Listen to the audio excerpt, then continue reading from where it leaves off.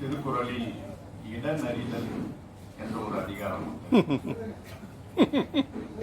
ஐந்தின் தன்மையை இடனறிந்து இங்கே சொல்லிய சண்முக ஞான சம்பந்தராக அதுலயும் ஆறுமுகம் ஐயாவையும் சாமியையும் போட்டு ஆமா ஒரே தாக்குதான்.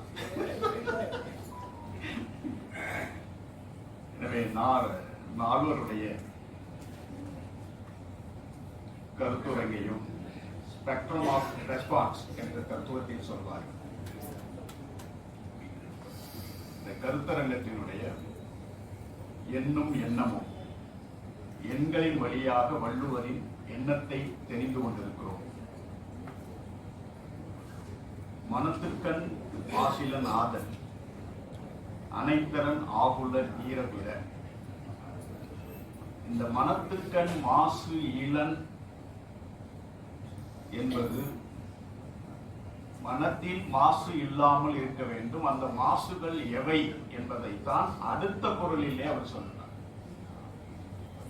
அழுக்காறு அவா வெகுளி இன்னா சொல். இந்த நான்கும் இல்லாத மனசுதான் மாசு இல்லாத மனசு என்று சொல்றார். இதை பரிமேலழகர் எழுதும் பொழுது காரணகாரிய தொடர்பாக இதை வரிசைப்படுத்தினார் என்று எழுதுவார்.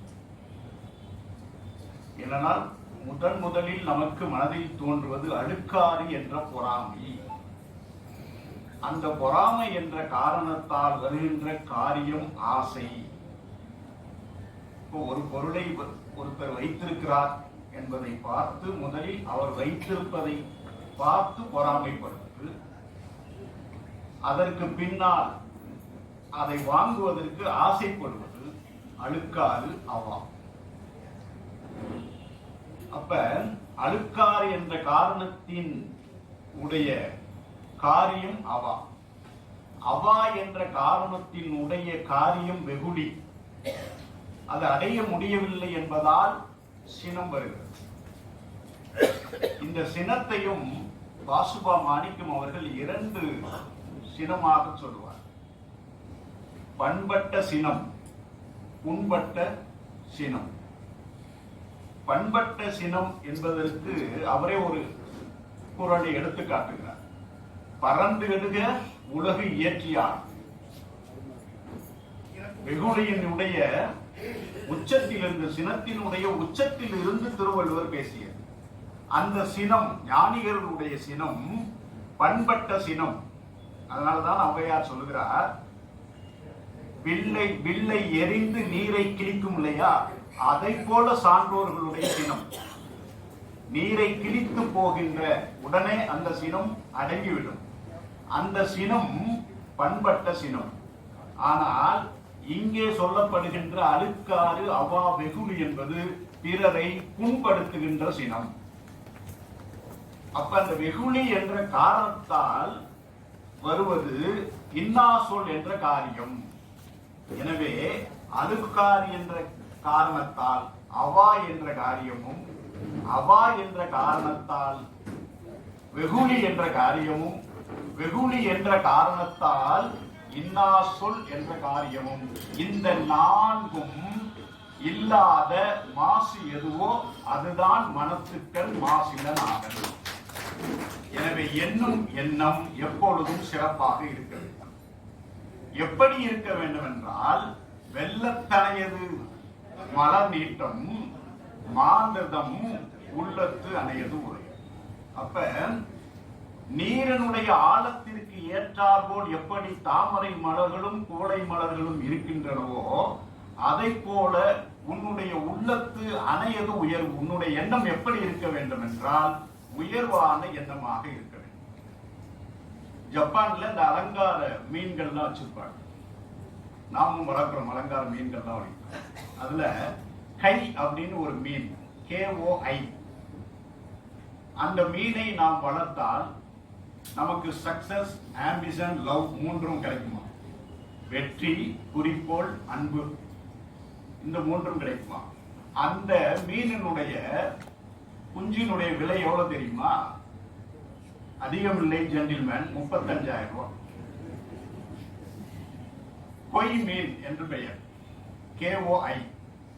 அந்த வண்ண மீன் சிகப்பா இருக்குமா. அதை பார்த்து கொண்டே இருந்தால் நமக்கு சக்சஸ், ஆம்பிஷன், லவ் அந்த மூன்றையும் அதை பார்த்து கொண்டிருந்தால் நமக்கு கிடைக்கும் என்பதாக இப்பொழுது வாஸ்து மீன்ல நிறைய வந்துச்சுல. இந்த கொய் மீன் பற்றியும் அப்பர் ஒரு பாட்டில் எழுதியிருக்க. திரு புறக்கு கா என்று தலைநாயக பக்கத்துல அப்பருடைய பாடல் ஒன்று வருகிறது. கையனைத்தும் கலந்து எழும் காவேரி செய்யனைத்தும் சென்றிடும் செம்புனன் பொய் அனைத்தும் கொணரும் புறக்குக்கா ஐயனை தொழ வல்லாருக்கு அல்லல் இல்லையாமே.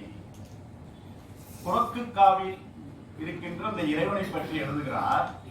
அங்கே காவிரி என்ன தருகிறது என்றால், நிறைய நீர்களை வயல்களுக்கு மட்டும் பாய்ச்சுவதல்ல, பொய் என்ற மீனையும் நிறைய தருதான். பொய் என்ற மீன், அந்த பொய் என்ற மீன் பொய் கெண்டை என்று அழைக்கப்படுமா. பொய் கெண்டை, அந்த பொய் மீன் இது நம்ம தமிழ்நாட்டில் இருக்கிற பொய் மீன். ஜப்பான்ல இருக்கிற கொய் மீனை எதுக்கு சொல்ல வந்தேன், அந்த வாஸ்து மீனை எதற்கு சொல்ல வந்தேன் அப்படின்னா, அந்த மீனை வாங்கி நீங்கள் ஒரு சிறிய பாத்திரத்தில் வளரவிட்டால் அந்த சிறிய பாத்திரத்தின் அளவிற்குத்தான் அது வளரும். அதற்கு பின்னால் அதற்கு மேலையும் பெரிய பாத்திரத்தில் வளரவிட்டால் அதன் அளவிற்கு வளரும். அதற்கு மேல் குளத்தில் விட்டால் 2 அடி நீளத்திற்கும் வளரும். இங்க வெள்ளத்தனைய மலர் நீட்டம் என்பதை நாம் இப்பொழுது சொல்ல வேண்டும் என்றால், வெள்ளத்தனைய கொய் மீன் மீட்டம் என்று சொல்லலாம். அதற்கு தான் அதை எடுத்துக்கிட்டேன், புதிய ஓமையாக எடுத்துக்கொண்டேன். அதை வெள்ளத்தனைய மலர் நீட்டம் போல கொய் மீன் அந்த அளவுக்கு வளர்கிறது. அப்ப வெள்ளத்தனைய மலர் நீட்டம் என்பது நமது எண்ணங்களை குறிப்பது. அது உள்ளத்தனது உயர்வாக இருக்க வேண்டும். எப்படி இருக்கணும்னா, உள்ளுவது எல்லாம் உயர் உள்ளலாக இருக்க வேண்டும். அப்ப நீங்க எண்ணம் உங்களுக்கு உயர்வான எண்ணங்களை தர வேண்டும். அப்படி அந்த உயர்வான எண்ணம் உங்களுக்கு அது செயலால் முடிக்கப்படாமல் இருந்தாலும் முடித்ததை போல நீங்கள் கருதி கொள்ளலாம் என்று குறள் சொல்லுகிறது. உள்ளுவது எல்லாம் உயர்வுகள், மற்றது தள்ளினும் தள்ளாமை நீர்த்து.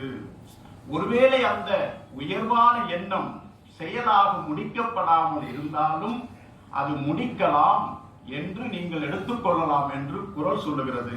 ஆனால் இந்த கருத்தரங்கத்தின் வாயிலாக நீங்கள் எண்ணுகின்ற உயர்ந்த பொருள் எதுவோ அந்த நாடிய பொருள் உங்களுக்கு கைகூடும் என்று சொல்லி இந்த கருத்தரங்கை நிறைவு செய்கிறேன். வணக்கம்.